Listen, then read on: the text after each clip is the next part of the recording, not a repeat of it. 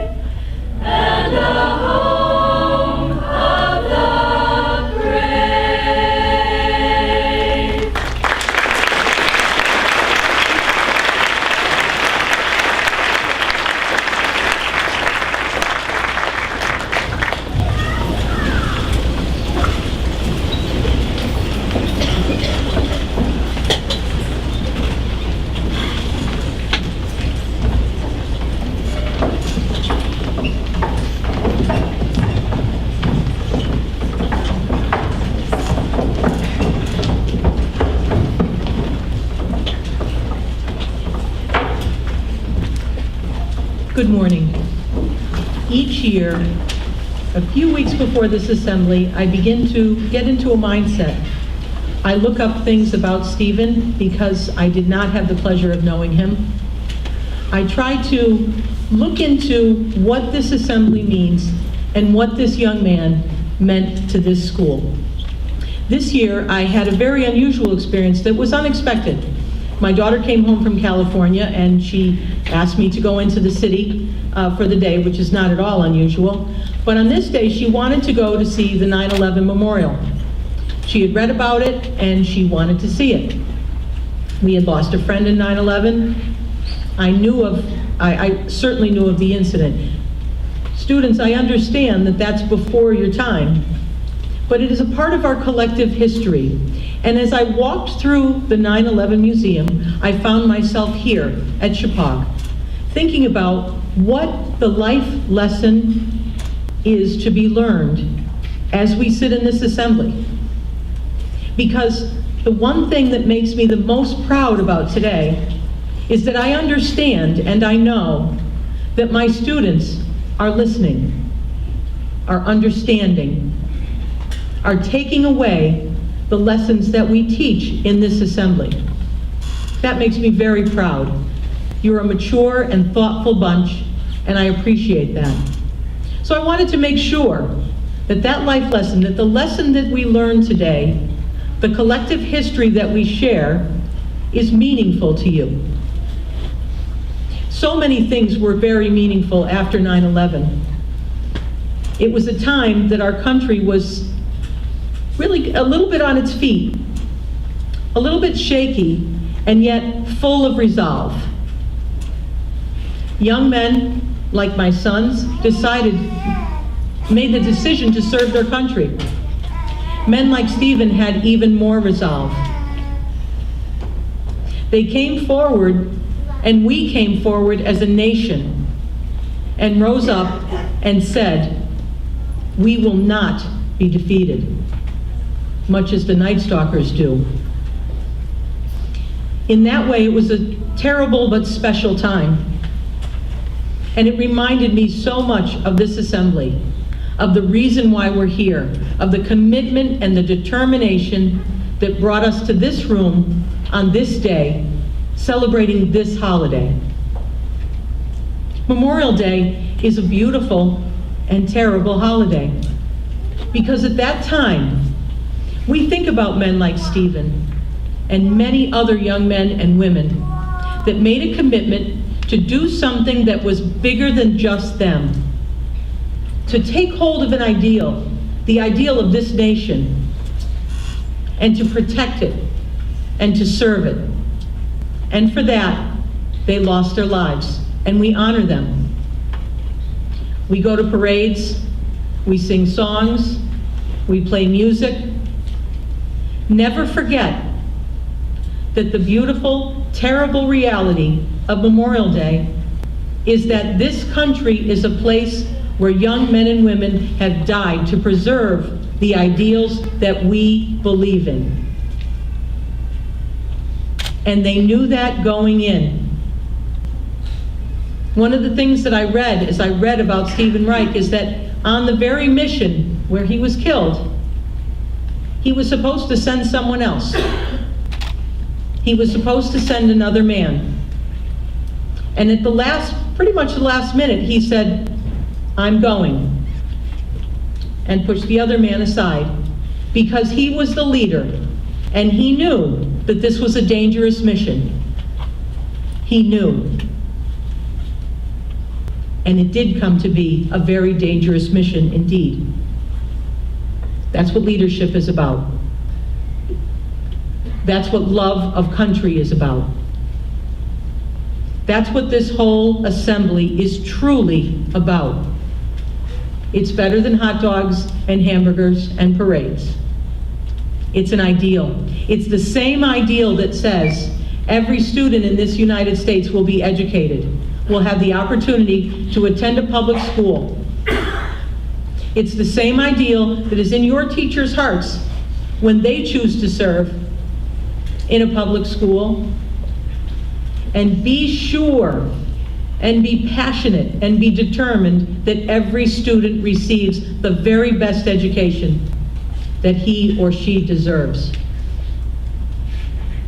Each of you sitting here today will make those decisions to serve.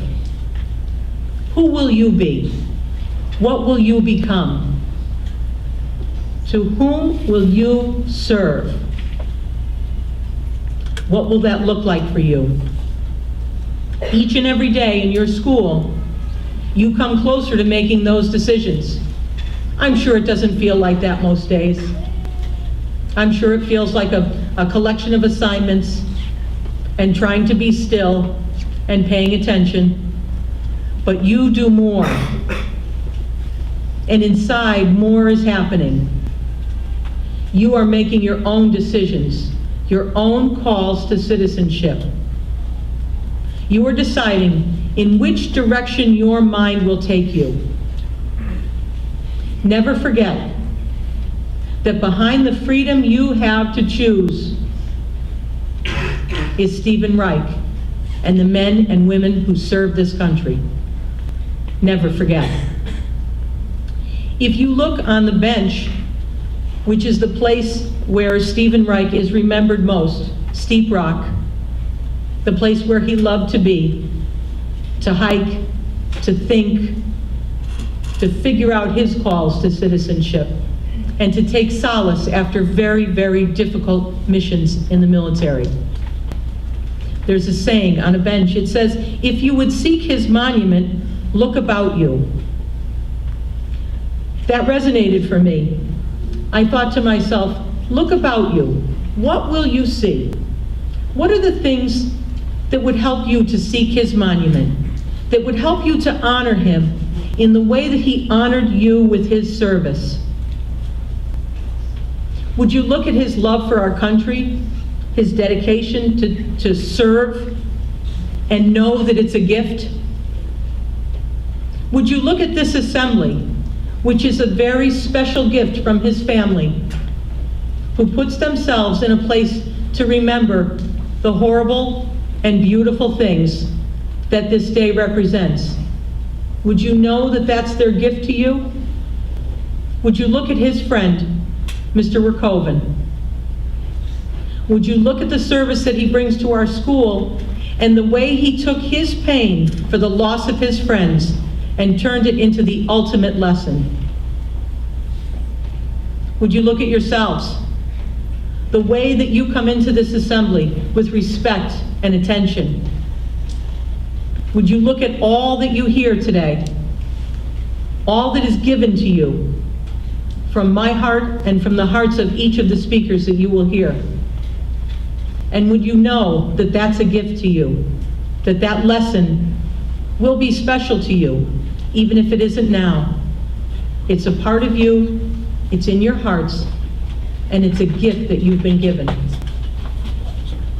If you would seek his monument, look about you.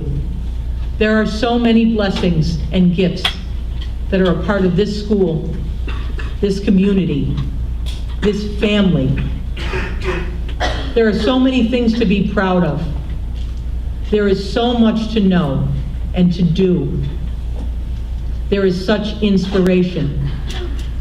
I have no doubt that each of you, in your own way, in your own hearts, hear that, listen to that, and understand that. And so, because I seek his monument as well, I say thank you to a loving and giving family. I say thank you to a loving and giving friend. And I say, from the bottom of this Marine mom and Navy daughter's heart, a grateful nation thanks you. It is now my pleasure to introduce Mike Kirsten.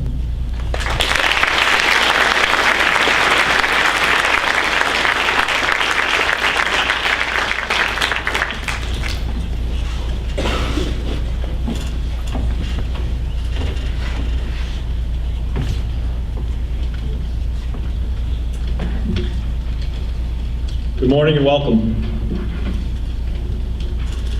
Thank you, Principal Gallo. It's always a tough act to follow. As usual, I'd like to welcome everybody here and to our 13th year presenting this award. And as always, we have a tremendous guest speaker who has made it all the way from the West Coast. But before we bring him up, I'd like to just as always, introduce a few people and recognize a few people that are here with us today. I'd like to start with the Reich family, Ray and Sue Reich.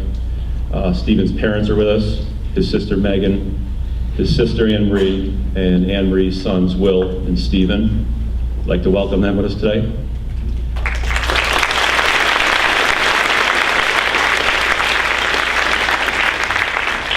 I'd like to welcome members of the community, veterans, past speakers and past recipients, faculty, and you, the students.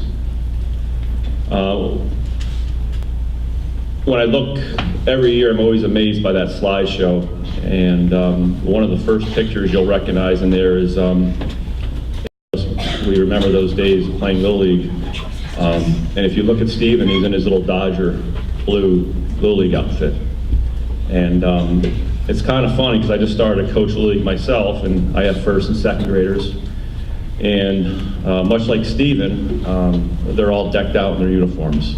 And back then, I can tell you if I showed you my Little League picture, and we were pretty good, but if I showed you my Little League picture, no one wore baseball pants back then, unless you made the All-Stars.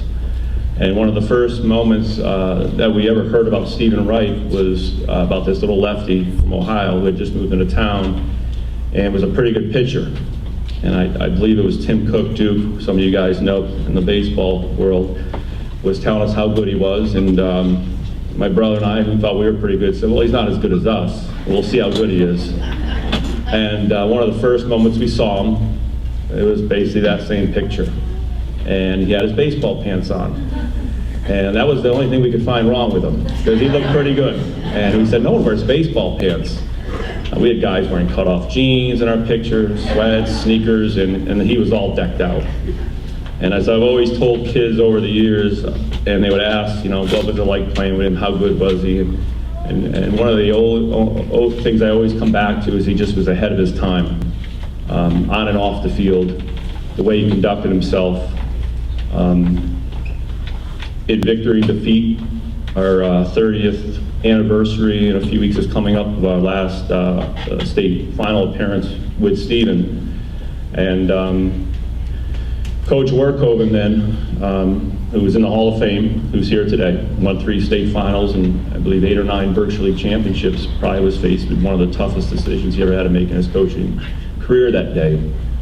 We were in a pretty good fight, #1 team in the state, and it was 1-1, and we went 7 innings, and his son Scott was pitching and doing a pretty good job. And we had opportunities throughout that game to get runs across, and we just hadn't done it, but you just felt like we're gonna push one across. And a year earlier, we'd won state finals behind Stephen, a little scrawny sophomore lefty, beat Ansonia 2-1, and we were looking to go back to back. And he made a decision to go with Stephen. And I've told people over the years when they'd asked me, and I said that was the right decision. Even though we lost, that was the right decision. You had a pretty good pitcher who went 7 innings, and then you got Stephen Reich coming out for a few more innings. You'd do it any time. And in the 8th inning, kid hit a home run opposite field in the minor league ballpark. And I always said if he faced him 100 times, he'd get him out 99, he'd probably strike him out 90. And even though we lost, that was the right decision. And so it's funny how time passes and you look at the videos and stuff. And for you seniors, you're going out in a few weeks and you're probably ready to move on. You'll look back the same way we look back. At one day you will. You may not now, and I didn't when I was your age, but you'll look back. And I can't do it as eloquent as Principal Gallo, but you'll look back at your days here as some of the best memories because of your classmates, your teachers, and the parents, your classmates' parents, and the people that are around you that shape you. And that's why, although we're probably a little biased, that's why we feel so strongly about this community and this school. And now to our guest speaker, someone who grew up in Washington as a young kid. His father served as the minister at the Congregational Church in the Green when we were kids. His brother and sister also grew up here. I actually knew his older brother. He was friends with Stephen when he was growing up. He played Little League with and against him. And then eventually, he went on to boarding school. He went to Rumsey School, which some of you are probably familiar with here, right in town here. He'd eventually go up to the prestigious Phillips Exeter Academy in New Hampshire. He was accepted at University of California at Berkeley, where he graduated with high honors and high distinction in general scholarship. Upon graduation and a year off, he obtained his master's in business administration from the prestigious Kellogg School of Management at Northwestern University. He currently works and resides in California and is managing director at Morgan Stanley. He's a senior partner of the private wealth management team. And if you're a baseball guy and you like numbers, these are probably pretty impressive numbers. Him and his team manage $5.5 billion, that's billion with a B, in assets for a small group of high-end individuals. He has consistently been recognized as one of the top advisors in the industry by Barron's, Wall Street Journal, Forbes, and the Financial Times. He has an extensive record of service, much like Stephen. He currently serves as a chair of the City Year Los Angeles Red Jacket Society. City Year is a national youth service corps that places 17 to 16-year-olds in schools to serve as tutors, mentors, and role models. The Red Jacket Society is City Year's major individual donor campaign. He has served as a City Corps member since 1991 in Boston. He also is a member of the startup team in Chicago in 1994, and then he helped City Year expand to San Jose that same year. And he was a founding citizen of City Year Los Angeles, helping to bring City Year to Los Angeles in 2007.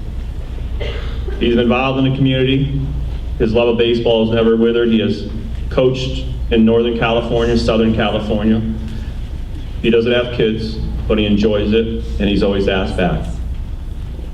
His passion for sports extends beyond the baseball field, and he brings to us some Hollywood bona fides. He is actual co-owner of the Green Bay Packers. And for those that don't know, the Packers are the NFL's only fan-owned franchise. He is the executive producer of The 60-Yard Line. It's a romantic comedy about his beloved Packers. The movie received acclaim on the film festival circuit, including Best Comedy at the Los Angeles Independent Filmmakers Showcase, and is currently available now on demand. You'll notice in the slideshow there's a picture, and we introduced last year the dog, who's named after Riker. Steve Reich's name back in the day when we were younger was Riker. John is very involved in sponsoring service dogs, and that dog there was named after Stephen Reich. His nickname is Riker. So he's been very involved in that, and he's going to speak a little bit about that. I can tell you over the last few weeks, trying to gather some information and email, and I hadn't seen John in a few years, I can't tell you how extremely proud and honored he was to come all the way back from the West Coast and to speak at this ceremony. So please join me in welcoming John Newhouse.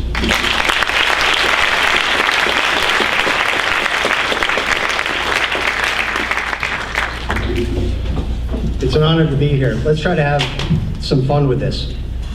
Life is like baseball. Most of the time, it's a daily grind and not much happens. Or at least to the untrained eye, not much happens. But every pitch, every at-bat, every inning, every game, every season, you write your legacy. Just like as freshmen, sophomore, junior, and senior students, every year, every little thing that you do writes a story to create something larger.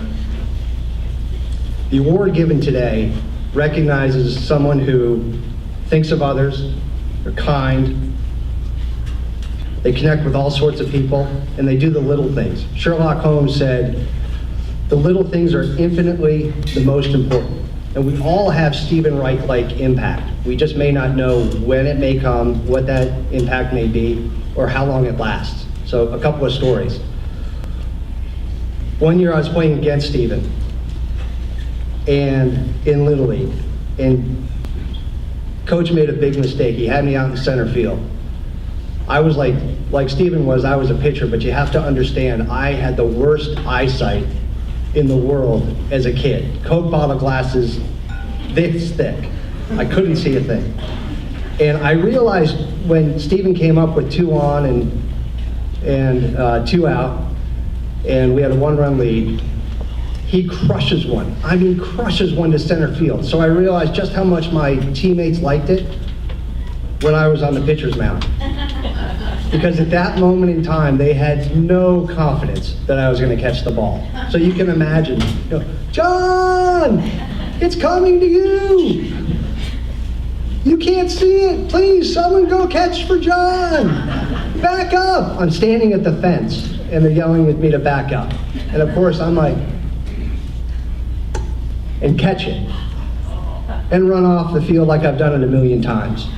Now, when you made a play against Stephen Reich, you kept the baseball.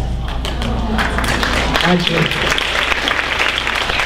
I wish I could say this, that'd be crazy. This is not the real baseball. I just thought it was really funny. Plus, things from 3 decades ago, they're really old to you guys, so they don't exist, or they would, but I wish I did.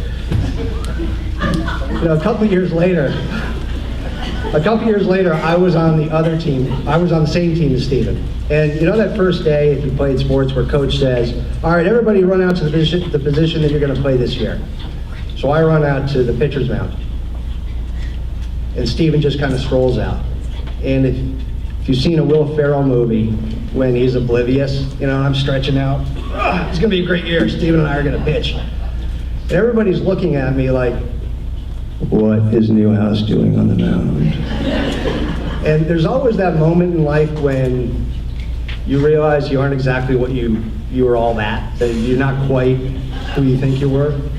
And people are kind of, they're looking at me funny, and Coach is like, so John, we may need you on the mound this year if Steven gets tired. Boy, if you ran out to shortstop, we sure would appreciate it. And people on the sideline are kind of snickering at me, and some are like, oof, and I'm shocked. But Steven was perfect at that young age, and this is the impact you can have on your friends. He said, you know, that's a big spot out there. We're gonna need you. I will. He was perfect. He was classy, and he was kind. And I never forgot that. Steven lived like this until his final innings. I talked to Matt Brady, the very person that the principal was referencing, about the person who was taken out of the chopper on that final mission. They served together, and he talked to me about a mission that came 2 weeks prior, June 12th, 2005. Steven explained to everybody what the mission was going to be, and they didn't like it. It was incredibly risky. And they spoke back a little bit. And finally, Steven got a little frustrated and said, look, it's my job to manage the risks. It's your job to execute. Conversation over. And he sat there as everybody went about their job, and he felt uncomfortable about it. He went away, and he came back, and he called everybody over, and he said, look, that wasn't right. I didn't handle that the way I should have. We're gonna still execute this mission, but I want to hear what your concerns are, and if we can improve it, great. Matt was floored. He had never seen that in the Army up until that moment in time, and he had served with Steven for some time. And he said, I've never seen that certainly in Army culture. But Steven took, for 30 minutes, he took their input, and then he worked up the chain of the command, and they improved the mission, and they executed it. And 2 years later, interestingly, Matt held Steven's command. And he remembered that lesson of how to be in command. Now, when you hear these stories, you think it's overwhelming. If Steven were here, he would probably say, man, who's this Steven Reich guy? This is amazing. And you, it's 13 years past, so you were really young, and it's very hard to connect with, you know, who is this Steven? But you have to remember, he did the same things that you do or may do growing up. So for example, if you described what it was like growing up here, first it would sound like a Norman Rockwell painting, because he'd talk about the Fireman's Carnival, rides on the fire truck, Little League, Babe Ruth, our major food groups here, Clamps, Poppies, Pizza Place, Ice Cream Shop, the good stuff. He'd talk about Lake Warmoth or the school musicals. He'd talk about the incredible Chippewa spirit, which for him manifested itself in the K corner, or everybody honking their horn when Chippewa scores a run. He loved getting dressed up to go around the county for road games and represent. Like Steven did, I love to, and you can do this too, I love telling stories about what it was like growing up. I interned at the White House one year, and they brought the interns in at the beginning of the year, and they said, all right, tell us what you've done in your political campaign at 19. Tell us what you've done, because we need to know what assignments we're gonna give you, whether or not they're gonna give you sorting mail or maybe something better. And I could have talked about interning in Congress the year prior, or maybe serving in city year, which at the time was the motivation for the creation of the Office of National Service. But instead I talked about my very first political campaign back here at the primary school in 2nd grade for Scott Workoven, School Bus Safety Patrol. I still remember what Worky came up with when we were in the cafeteria. He came up with our campaign slogan. You go, oh gosh, guys, you know, people call me Worky, like we didn't know. So I was thinking, vote for Worky. He's no turkey. Shockingly, we lost that campaign. Worked out great for me. I ended up doing the briefing book to the senior advisor to the president. You know, it wasn't all pizza and ice cream. We did teenage stuff just like you do. We thought we were getting away with it, just like you think you're getting away with it now. You're absolutely not. But Steven wasn't perfect. He and his sister Megan would resolve brother-sister conflicts with dead arm contests. And word is Megan won those. His youngest sister, Anne Marie, would talk about how after dinner, he would ghost at the dinner table. He'd somehow not be found when it was time to do the dishes. He'd pick his nails, he'd pick at his fingernails when he got nervous. In the Reich household, if you got a C or worse, no TV, no radio until the next report card. So Anne Marie remembers specifically how Stephen got around that, because she drove home, or she got home one night, and in the driveway at night, Stephen sitting in the parked car in the dark, listening to the car radio so he can hear the World Series, somehow getting away with it. He loved practical jokes, and unsurprisingly, Worky was he was a target. He used to have, at the school here, used to have the divider walls, which you may have heard of. So Mike Condon and Stephen would pull that apart as Worky would be leaning back in his chair, falling asleep in class, which probably explains a lot. There's another story about what they did to Stephen's room with the help of Mr. and Mrs. Workoven. Now you've all taken sex ed, but the clean version is that it was balloons in the classroom. And I think Worky apparently walked in and said, "Oh, guys, I don't think this is the reported purpose, stated purpose on the packaging." Jeez, I don't know. Wherever he lived, he always did something that was special. He'd invite the neighbors over, whether it was a family of 4, it was the bikers, it was the elderly farmer. He connected with them all. Now, I asked for your nomination letters that were submitted. Listen to how you describe each other. Not a mean bone in her body. Outgoing, courageous, loves life. A natural kindness in his heart. Heart of gold, always with a smile and authentic. Constant enthusiasm and kindness while always remaining humble. Strongest, sweetest, most determined person I've met. Inspires his peers to be better versions of themselves. Caring heart with integrity, honesty, accountability, loyalty, and respect. You're hardworking, you rise to the occasion. This person was describing the person who treated one of you who arrived mid-year, and treated them very well and was very welcoming, even though they weren't close friends. Another goes above and beyond to help someone, even if she doesn't know them well. And yet another, it can be difficult to be inclusive and to branch out to people who you aren't close friends with, but so-and-so does it with ease. A talented ballet dancer earns her keep at the studio by doing the little things without payment or complaint. One student went to a teacher about a grade, not because it was too low, but because the teacher had incorrectly entered the too much higher grade. Another prepares for the privilege of jumping out of bed at 2 a.m. to help a neighbor in need. And another turned a tragedy into an inspiration, in an inspirational way to help others. Stephen would wonder if he could actually win his own award. You all have Stephen Reich-like impact, and he would be so proud. Each of us can serve. Those who serve in the military, we thank you.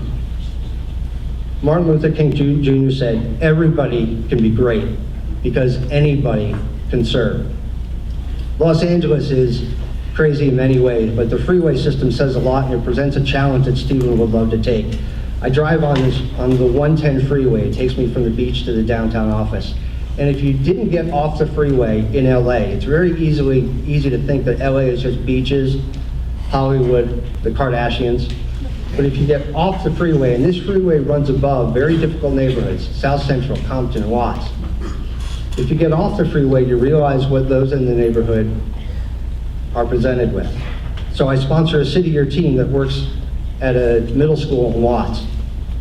We call it the legacy team, so that they honor those who served before them, but most particularly so that their service, they recall that their service is their legacy. So they're at the school 7 a.m. to 5 every day, working in the classroom and providing after-school program. This is how a student described the school 5 years ago, before they showed up. They said, we went through, I think, 3 principals, a student rape, a teacher's murder, and gang violence. The only thing I learned was how to survive.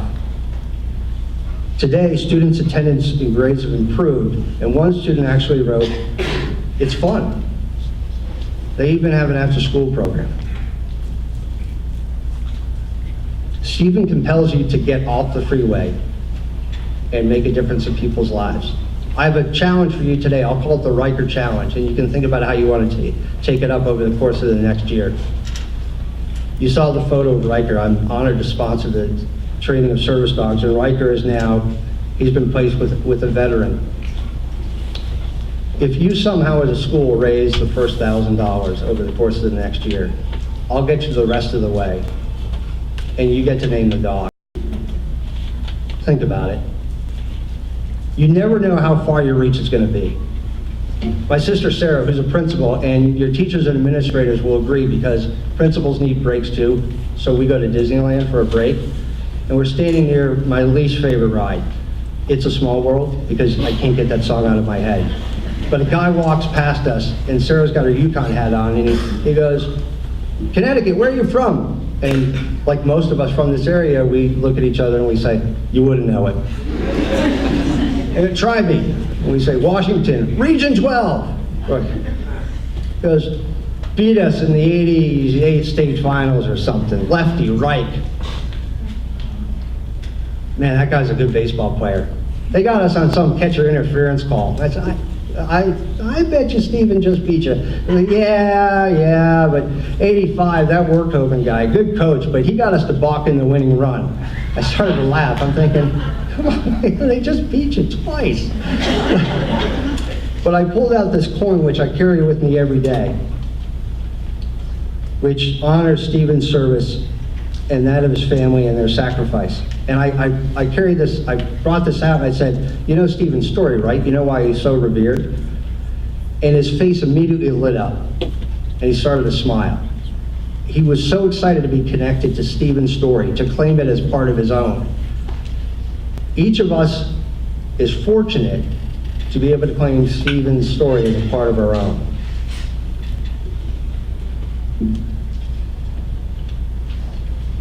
We honor Stephen because of his accomplishments, because of his service, and because of his courage, but we mostly honor him because of how he made us feel. Maya Angelou said, "I don't necessarily remember people won't remember what you said or what you did, but they'll remember how they made you feel." And those of us who grew up with Stephen remember his kind of lean to the left, sort of cockeyed, all-knowing grin. Everybody who wrote a nominating letter talked about someone who had a great smile that was very welcoming. Whether or not you were nominated, and no matter your age, I actually offer another challenge. You may, over the course of the next couple of days, ask people around you, you know, if you were to sum me up in a couple of sentences or in a phrase or in a feeling, what would that be? How would I be remembered? Don't worry, you're in the early innings, so if you get surprised or shocked at what comes back at you, but it takes courage to ask the question, what story am I writing? What game am I playing? And how will I be remembered? I'll leave you with this. And it's Stephen's words. While playing in the minors, Stephen was asked, you ask somebody, what do you want to do with your life? And they'll say, I want to be CEO, I want to be president, I just want to be Joe Schmo. If there's one thing I'm scared of, I'm scared to death of looking back on everything and saying to myself, God, I wish I should have done this. I should have taken that extra step and made that effort and taken that chance. Because I don't want to have anything missing when it's all over. Thank you.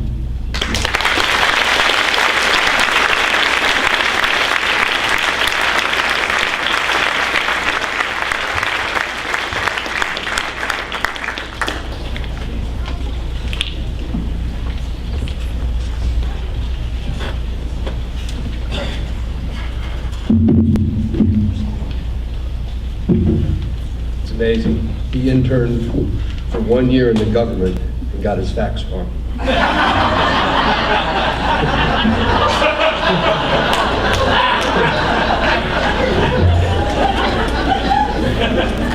Good morning.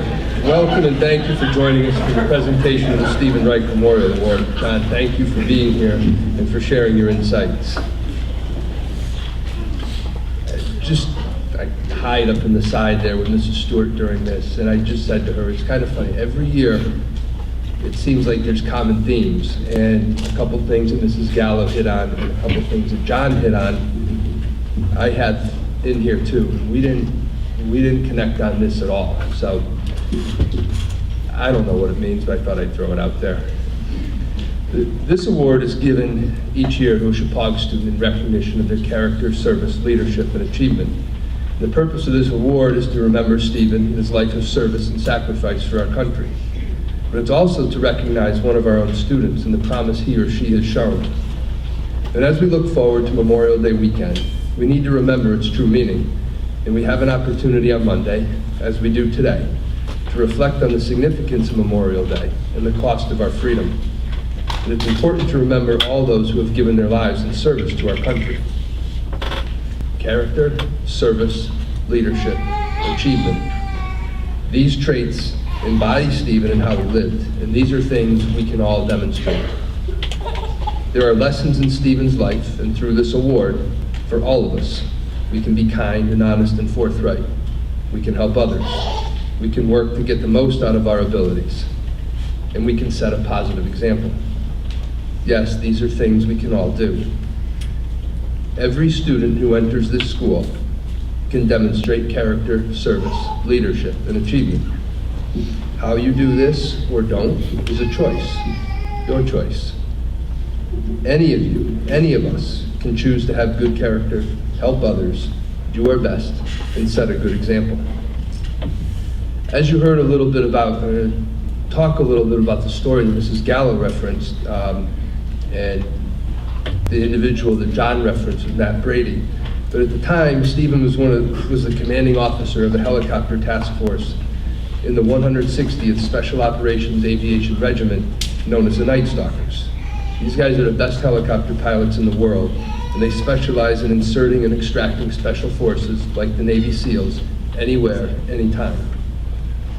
It was the Night Stalkers who flew the Navy SEALs in the raid that killed Osama bin Laden, and they were among the first U.S. forces to enter Afghanistan following 9/11. And as their name implies, they operate almost exclusively at night. On June 27, 2005, 4 Navy SEALs were inserted into a remote region of Afghanistan in the Hindu Kush Mountains. They were to track and observe a Taliban leader. The next day, they were discovered by a couple of goat herders who in turn notified the Taliban of their presence. Soon afterward, they were attacked and were significantly outnumbered. And as they tried to fight their way out, they called for support. And if any of you have seen the movie Lone Survivor, it is based on this mission. Anyway, a few months ago, Matthew Brady, who John referenced, published an article on LinkedIn that Mrs. Reich shared with us called "Why My Commander Kicked Me Off the Helicopter to Rescue the Lone Survivor, a Lesson in Living Core Values and Sacrificial Leadership." And some of you have read this. Some of us shared it with some of you earlier in the year, and if any of you want to read the whole thing, let me know. I have copies, or I'm happy to share it with you.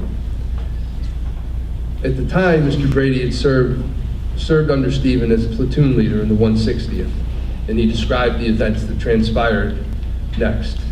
He had led the mission the night before, inserting the SEALs into enemy territory. When the call came in the next day that they were in trouble, a plan was put together and a rescue mission was underway.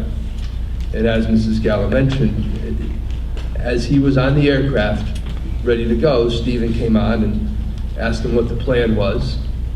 And when he told him, he said, "Look, it's all good except for the part where you're on it."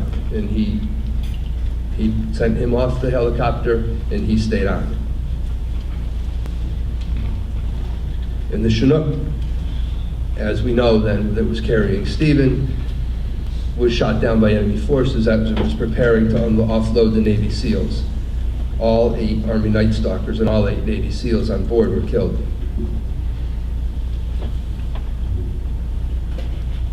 Mr. Brady goes on in the article to describe the lessons in leadership that Stephen taught him that day. The place for a leader is out front, at the point where decision making is critical. And good leaders never ask people to do things they would not do themselves. How could Stephen ask his men to undertake this mission if he wasn't willing to be with them? Mr. Grady called this, quote, the most valiant act of sacrificial leadership I have ever witnessed, unquote. But how can we apply these lessons in leadership? You don't need to get on a helicopter. If you're a leader, you are there when and where decisions need to be made. And you only ask people to do things you are willing to do. Leaders don't stand back and say, do this or do that. Leaders act. Leaders don't expect others to do things they will not do themselves. Leadership is selfless. It is not about the risk involved. It is about doing what is best. When we established this award the following school year as a way to remember Stephen, we hoped it would remain relevant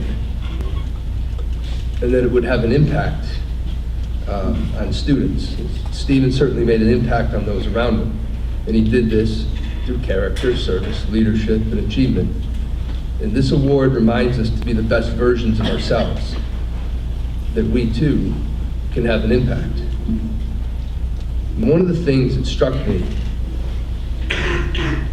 this year, reading the letters, is the impact and influence you had on each other.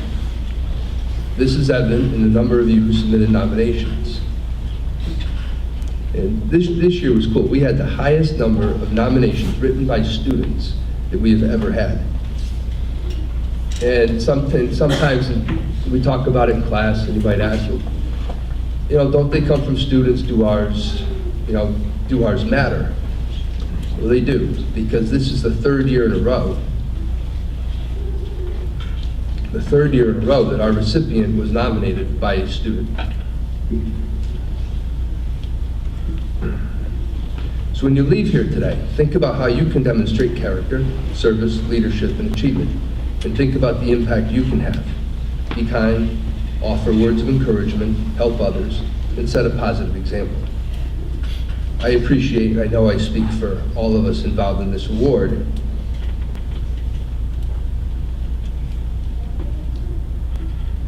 that you have made this such a powerful part of the Chappaqua experience, and we thank you for doing that, and thank you for the impact that each of you have on all of us. At this time, I'd like to ask Megan, Stephen's sister, to join me.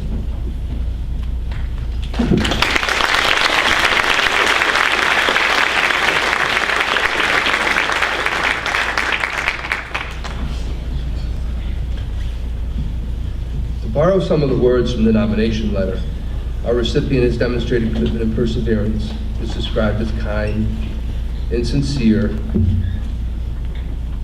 and a positive role model. She is true to herself and is the same person around adults as she is around peers. Please welcome Olivia Moore.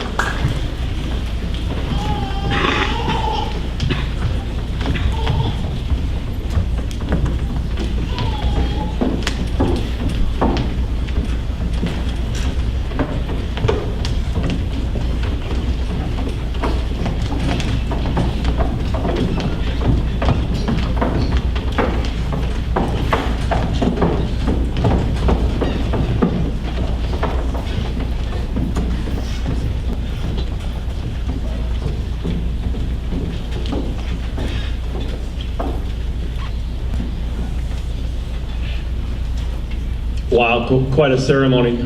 I inadvertently, I apologize, I did not thank the chorus and Coach Scarola in the beginning there, and they always add a tremendous amount to the ceremony. So I want to thank them. I think we should give them a round of applause.